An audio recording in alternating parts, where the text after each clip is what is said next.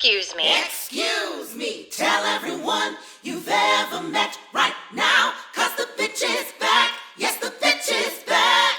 Your Buffy and Angel comfort content starts now. This week's Bitch of the Year Hot Takes, formerly known as Hot Takes on the Hellmouth. I want you to know that I listened to or read your comments and have started to incorporate timestamps into my hot takes so that you can better follow along, since I can't use illustrations by way of audio clips, visual clips, or sound bites. So, or pictures. So this is what I'm going to do. I'm going to give you the timestamps and hope that helps you to follow along better. All right. First up is the opening scene in the graveyard. And we find Buffy, the vampire slayer, in a graveyard fighting one of the vampires. And what I noticed right away was, I think, or at least this is the first time it came to my consciousness in episode 5, where we see a vampire that is Asian and not a white guy. And I think this is the first time I noticed that. I don't remember there being more diversity in our vampire world. And I was thinking about how, this is a little bit of a story time where back in the day during cons, I would make a joke that in the 90s, diversity meant you had a blonde, a redhead, and a brunette. And it would always get like a big laugh. But I think I'm like really serious. I don't know how much in the 90s this was on executives' minds. There just wasn't this sort of consciousness then. And I think, I love that about modern day, where I think we're really turning the tide. We're starting to incorporate more diversity. Unfortunately, though, now in the last 6 months, there's been a rollback on those initiatives and that progress. So I don't know how that will affect our programming, but I really did like and appreciate seeing that so much. And I hope going forward that we don't lose that in our shows. So that's my opening commentary on the graveyard scene. Okay, so now we're in 42 seconds in, we're in the graveyard, and Giles is critical of Buffy's slaying style. Honestly, I feel bad for Buffy because it seems like she can't get it right at home with her mom. She got kicked out of her old school. Giles is criticizing her slaying, and yet she still manages to slay him and use sarcasm and wit. And, I love that she lets Giles know, hello, you're welcome for helping, for me saving humanity. What I love about that is she's not bitter. Buffy isn't bitter at any point in time in this. She keeps her sense of humor. And I think that's like a bit of resilience that I love about her and I love about young people. I think that's kind of missing as we get older. We become, or at least I feel like a little bit, I feel like I am a little less taking things on the chin and staying light about things and not taking things so personally. I think that's something that comes 30 years later. So I would imagine like Buffy 30 years later being more like Cordelia or me, Charisma, now at 55, where if it would have been me, I would have been, look, motherfucker, I just staked a vampire. I just saved humanity. Okay. You just popped up from a headstone and you want to tell me how to do what I'm doing better. I don't see you doing it. And then I actually wrote, I no longer, like me, like if it was me, I would have been like, I no longer tolerate ingrates who can't do what I do, but act like they can tell me what to do because they think they can do better than I can. I'm not into it. And I know that makes me sound like hard or maybe harsh, but I'm 55. And please just, if you're not going to join me and you're not going to like fight by my side and you're just going to sit on the sidelines and commentate, off. That's my hot take. Moving on. 4 minutes, 22 seconds, Sunnydale Library. Okay, this is where we meet Owen Thurman. Okay, lover of Emily Dickinson, aka Christopher Wheel, with whom I share 3 screen titles with. I'm going to break it down for you. We were on Buffy together in 1997. We did What Boys Like in 2003. We did Going Home in 2022. Did I say that right? 2022. But on What Boys Like, this is a bit of a story time. I was never meant to be in that film. I was just visiting my boyfriend, who was an actor in the film. His name was Alex Nessick. Alex Nessick. I can't even remember his name. Sorry, Alex. He and I were dating, and he got this job. They went down to South Africa to shoot, and I decided to show up and hang out in South Africa. I was on break from, I think I was shooting Angel at the time, so I think it was like 1999. And I had this incredible time in South Africa. We had they went shark diving. I did not. They did base jumping. I did not. I did, however, have incredible wine. I got a case of it sent home to me and ended up giving that case of wine to David Boreanaz's dad, Dave Roberts, who really enjoyed it. Him and his mom really enjoyed it. I didn't give the whole case, but I gave a majority of the case to them over time. And that's like a little bit of a trivia. And what else happened in South Africa? I think that's where I really fell in love with Africa. I was in Cape Town, and I saw all these little penguins in the southern point. You got to see where the two oceans collide. I think it's the Atlantic and the Indian, and you see like a little lip overlap. It's very weird that like these two oceans come together and all you get is like this little whoop. Very disappointing, but very cool to see penguins. It was a great time. I got to know Christopher. I was there with Alex. We all hung out. It was like a tight-knit group of about, I don't know, 10 of us. We would sunbathe, we'd go do fun things and have dinners. And it was really inexpensive. And I just remember too having breakfast. It was like the freshest breakfast. It was guava with muesli, and it was in a bright cafe with open doors. And then I would eat at the cafe, and then I'd walk along the streets, and there were kids. Everybody has a smile. Everybody there's no infrastructure. There's abandoned construction sites. There's hardly any work, and kids don't have buttons on their shirts, and they're barefoot, and they're running around with sticks, and they're so happy. And I just feel like, wow, you have nothing and you walk around with this permagrin. It's really something everyone should behold. Like, travel is so important. It's so great to have that kind of perspective, because a lot of Americans, we have so much, and half of us are on Lexapro. Like, everybody should go to Africa and see how to be happy with nothing. Back in 6 minutes, 28 seconds, Sunnydale Library. So again, in this episode, Giles is making cracks about Buffy's lack of commitment to her studies. Why does he keep up with these microaggressions? And I feel like it's not just Giles. It's Xander, it's Giles, it's Angel. I've pointed it out.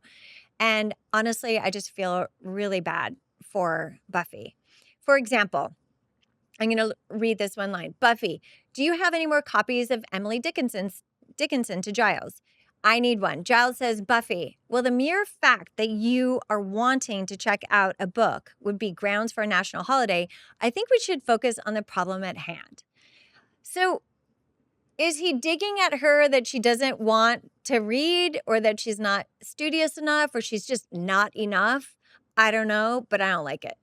I just feel really defensive of her, and it is patterned writing toward our hero. So I also wrote this.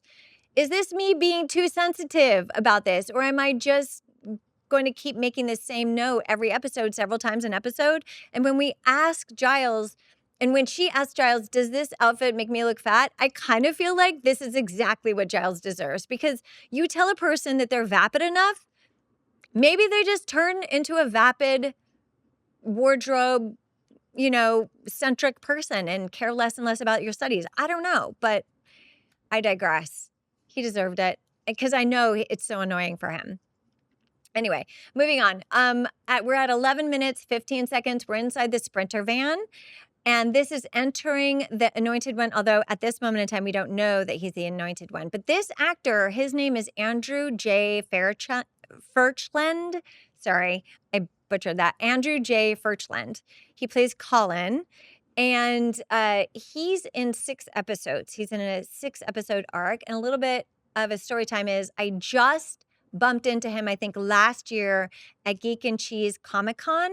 And it was so nice to reconnect 30 years later almost, because when I met him, he was 10 and now he's like a grown man. It was so cute. And we were in the green room and we were all hanging out and he's a very lovely human. So that was kind of nice and special. And that's why I love doing cons.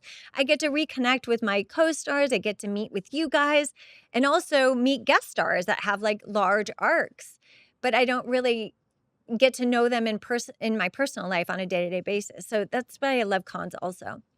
So anyway, moving on. We're at 15 minutes, 48 seconds, Sunnydale High in the hall.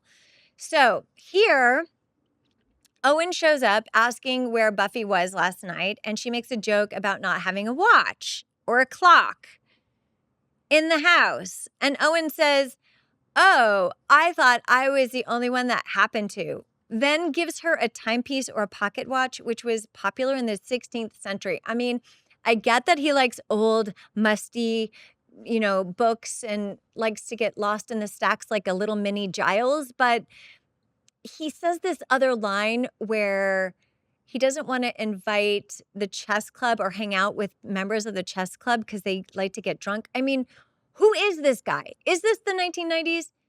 Did he get in a time machine and like show up? I don't really understand this type of guy. I just feel like it's super random, this character. And then he has the audacity to refer to me, Cordelia, not me, Charisma, not Cordelia, refers to Cordelia as being a bit grabby at the bronze the night before. And I write this. Wait a minute. He described Cordelia as kind of grabby, rubby of the arm, maybe, but grabby? I don't think so. He's super cute, but no friends. Is this character a bad guy or something? This makes no sense. This casting is a conundrum for me. It's not the casting that's a conundrum. Maybe a little bit because he's really good looking, but he sticks to the shadows all the time. I don't know. I'm not feeling Owen. What are your hot takes? What do you think? Moving on. At minute 16, second 16, Sunnydale High Hall. Guys, did Owen just show Buffy how to tell time on his pocket watch? And she's all swoony and plays dumb? Oh my God, I'm so annoyed. Why? What the hell does she see in this guy? He's basically insulting her intelligence. And this is like the second time. He seems dull as fuck. And I don't know, maybe like animals in the wild, he's been rejected by his own kind for a reason. He has no friends. I am so annoyed. But then I thought, maybe I'm being too harsh. Maybe I'm being too hard on him. Is this his feeble attempt at witty banter and charm? I don't know. But I just feel like it's still a miss. I mean, I don't know. You guys, I'm not feeling Owen. Tell me in the comments, what are your vibes? Moving on. Now, we're at minute 19, 17 seconds. We're in Buffy's bedroom. Guys, this bothers me so much. Xander is looking at a mirror, peeking at Buffy while she changes. Pervert much? Criminal much? Like, honestly, I can't stand this character. I had no idea. I cannot believe that my 55-year-old self is looking back on this show and just now picking up. Well, I've never seen the show, so to be fair. But I don't remember picking up on this back then. And that is so telling of our progression, I guess. And I don't know. I just feel like it's so gross. And I feel like it really... Like, think about the boys that grew up at this time in the 90s. We're all now 50-year-olds.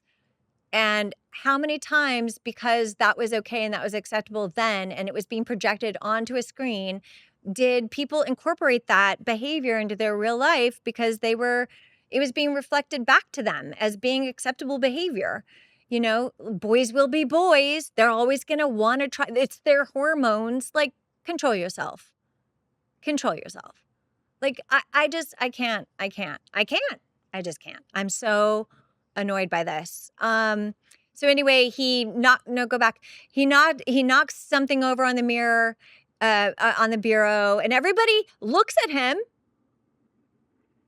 Everybody kind of acknowledges what just happened, but says nothing. Like, Willow doesn't call him out, his oldest friend. Like, I feel like this is a female fail. Like, we have to hold these people accountable. If boys don't hold boys accountable, we need to call it out. So that was a fail. I was really disappointed because I feel like Willow, more than anybody, kind of has a little bit more of a backbone than she gives off. She checks Xander here and there. She does in her own little Willow way, but she does. I feel like she has a clearer moral compass than clearly Xander. So anyway, this was very unnerving for me. I disliked it, and we're only on episode 5. Holy shit. Moving on to the next. We're now at beat 24:18 timestamp. We're in the bronze. Okay, so this part is hysterical. This part, wow. Cordelia is a lot. I mean, who walks up to a couple dancing, completely ignores the girl, and starts talking to the guy as if she's not there, and basically says, "Oh, wow, you're dancing alone." Like, what? That is so hardcore. That's sociopathic. Like, Cordelia is not well. That is not good. So just to be, fair, I can give my own character grief too. Like, if Cordelia is not being cool, I'll call that out also. But anyway, she attempts to get Owen to dance with her. Buffy gets the best of Cordelia, and Cordelia gives this expression, which I think she does this. Cordelia does this a couple of times. I'll try to imitate it right now, where it's like, where she does this, whatever, like this expression, like, yes, you bested me this time. Touche. It's almost like, it's like a facial tick Cordelia's giving, like, fine, whatever, touche this time, right? And I think she does that twice. She did that, I think, before in the cafeteria when Owen wins Buffy over and asks her out on a date, and Buffy agrees, and Cordelia kind of like, whatever, fine, whatever. You got me this time. So anyway, I just thought that was funny because I think Cordelia's character, or the way I portray Cordelia, it's all about facial expressions for a lot of the viewers. I think that's one of the more beloved things. For instance, when Cordelia goes, grr, arg, or she's like, are you still, like back in Angel, which I know I'm jumping, but like one of the things where she says, are you still grr, where she just kind of goes, ugh, like, I feel like half of my acting is facial expression. Anyway, you guys seem to like it, and it sure is fun. I mean, I do have that in common as charisma with Cordelia. Like, I'm super transparent. By my facial expressions how I'm feeling. I'm terrible at hiding how I feel about a thing or you. Moving on. So here it's a big span of time that I'm covering. It's timestamp is 27 minutes, 47 seconds through minute 30, 22. 30:22. We're in the bronze. Buffy is on a date with Owen. Angel comes in to warn Buffy about something going on. Then Xander and Willow come in trying to tell Buffy that something is going on with Giles and that she needs to come out with them to go to the mausoleum or the mortuary because Giles in danger, but they can't say because they're trying to cover for Owen. And like this whole menagerie, we've got Angel, we've got Owen, we've got Xander.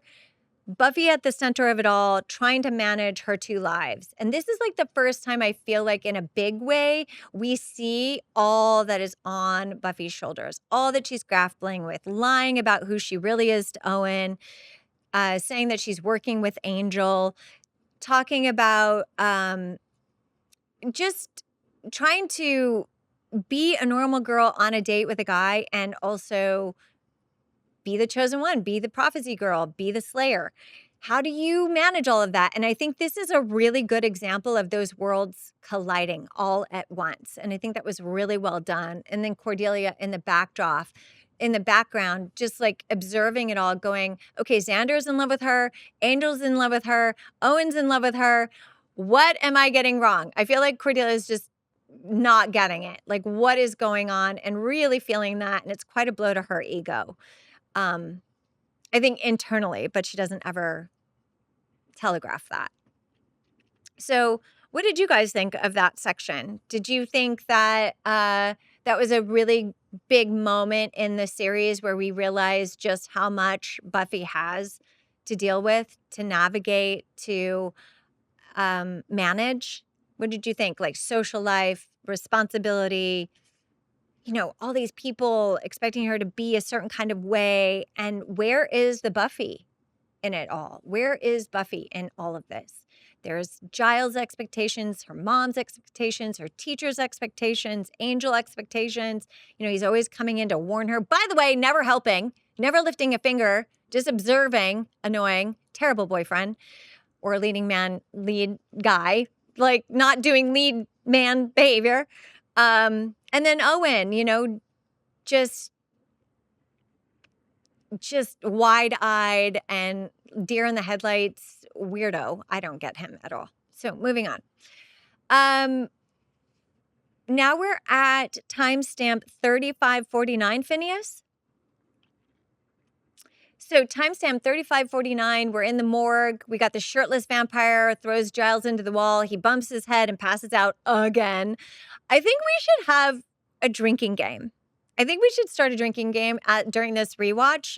I don't know how we're going to do this exactly, but I feel like from now on, from this day forth, I declare it by order of the Queen. It is the royal prerogative that we all drink every time Giles gets knocked out. Am I encouraging alcoholic behavior? I don't want to do that. Maybe just like a wee shot of something or a sip. Do a sip because we're sophisticated, right? Anyway, I think it's really hilarious how often Giles gets knocked out. And I know that in later episodes, she says, I swear one of these days you're going to wake up in a coma. So obviously it's a thing. And I love that the show acknowledges it. But I really wonder how Anthony Stewart had felt, because sometimes I feel like when you're defensive of your character, and I wonder if at any point in time he had a discussion with the creators going, can I not be rendered impotent at really critical times in the Slayer's life? And isn't she going to ever pick up on that? Like, I'm useless as a watcher. I guide and stuff, but then I'm there in the middle of danger, but I get knocked out every single time. Like, does he ever have that conversation with the producers? Because I do remember having a conversation back in the day when Cordelia is always, her and Xander in future episodes, her and Xander are always in like closets trying to like make out or, makes reference to having sex in her car and stuff. Like she's so oversexed. Like I swear Cordelia is a sexual predator at this point. Like I'm worried for her. But I feel like there is that moment when as an actor, you want to come to your character's defense and you want to like say, hey, guys, can we stop making Cordelia look like she's super horny and has no hormonal agency or control? I wonder if he ever had that conversation with them. I guess someday if I have him on the show, I'll get to ask him that. So anyway, moving on. So now we're at timestamp 39 minutes, 24 seconds. We're in the morgue. Owen comes to, said he would have saved the day, but didn't. He complains of a headache and insists on walking home alone. This totally hurts Buffy's feelings, rightfully so. And I don't know, maybe he was just feeling emasculated, awkward, weird. But I really feel for Buffy because when he walks away, it makes her feel bad for being who she really is. It hurts my heart. I mean, the more I watch this show, the more I'm in love with Buffy and the more I have so much empathy for her. Anyway, Giles tries to give her like some conciliatory statement, make her feel better, but she's not having it. She can't tolerate it. I don't know. She just kind of shuts him down. And I really kind of like that she tells him that, like, not now, in so many words. And I feel like this is a moment in the show where he becomes less of an authoritative figure and more of a peer, more of a team. And I like that. I like that for her. And I wasn't raised that way, which I kind of talk about or have talked about, I think, where in my household, there is definitely a hierarchy. And if you are older and you're an authoritative figure and he is the watcher, you don't relate to them on that level. You just take orders and I don't know, maybe that's just like being raised by boomers, but it's kind of nice to see that relationship with Buffy's mom, that relationship with Giles here, where he's like, she just basically cuts him off and says, you know, save it in so many words. So anyway, Buffy, this is the first time where I think we really kind of get it that Buffy is the boss. She's more in charge than maybe Giles knows or picks up on. And here we go at timestamp 40 minutes, 44 seconds, Sunnydale High Quad.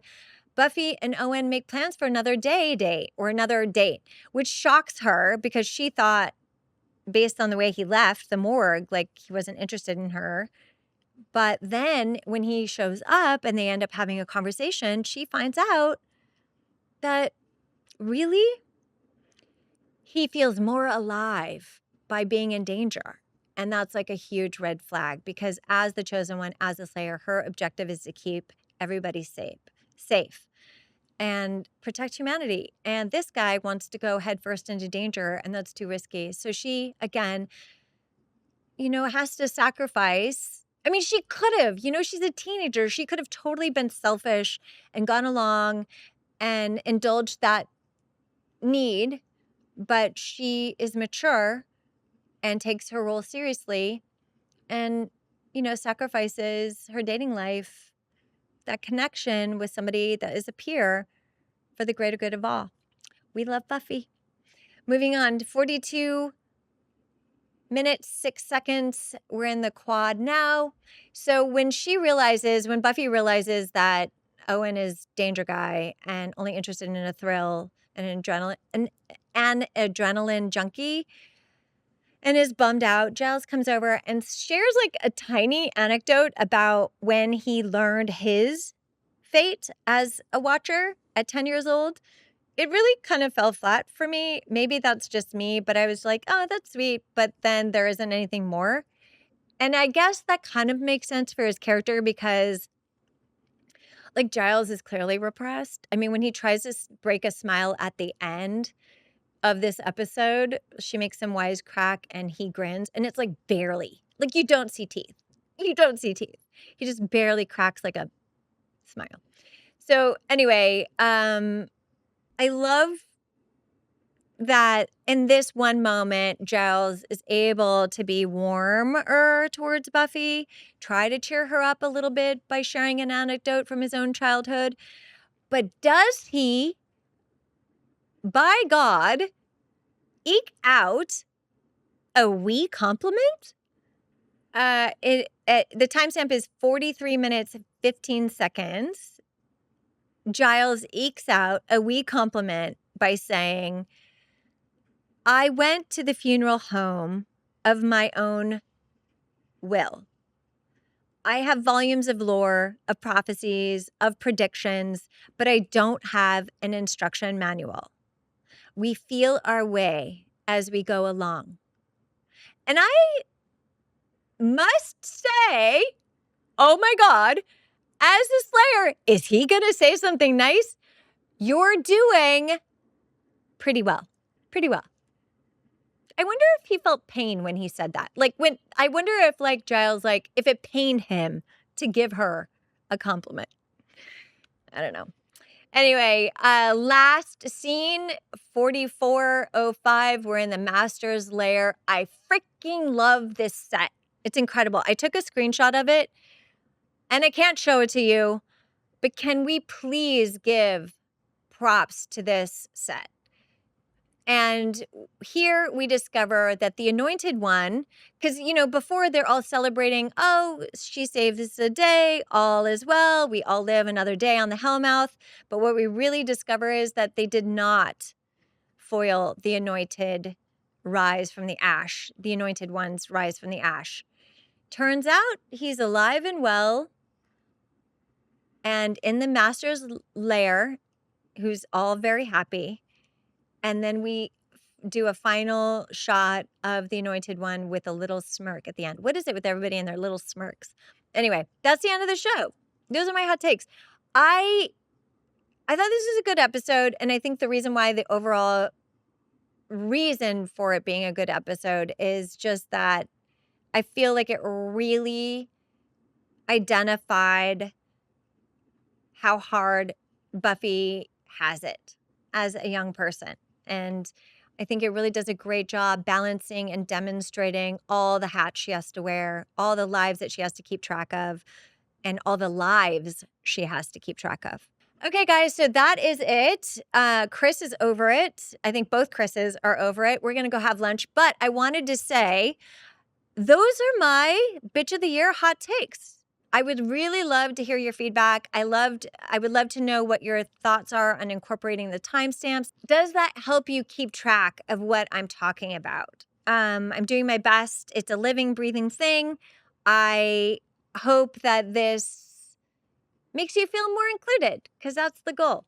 Anyway, that's my hot takes. Well, that's it for now. Thank you so much for watching. The Bitch is back. Please subscribe to my YouTube channel for all future episodes. And for full episodes and bonus bitch content, subscribe to my Patreon at patreon.com/Charisma Carpenter. Thanks.